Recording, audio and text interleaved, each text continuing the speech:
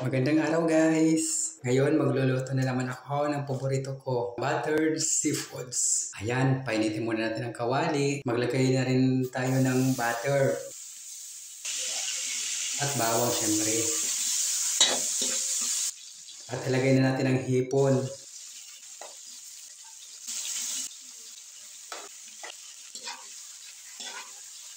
Igisa lang hanggang maging kulay kahel. Ilagay na rin natin itong seashells. Tinaga ko na yan kanina. Hindi ko na babanggitin ang pangalan dahil nagbabawal ito ni Facebook.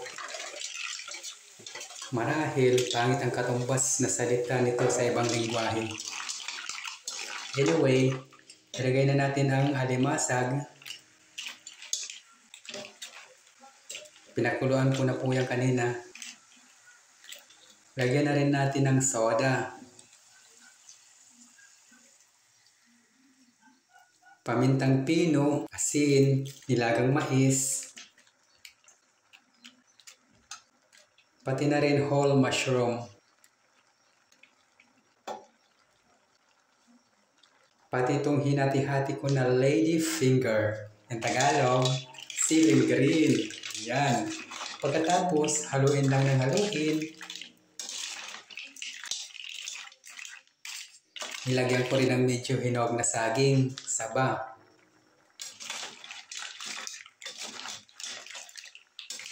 Pati rin red bell pepper. At takpan na natin.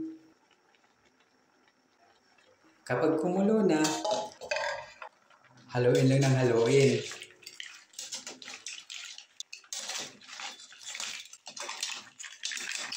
Takpan ulit. Ayun, luto na.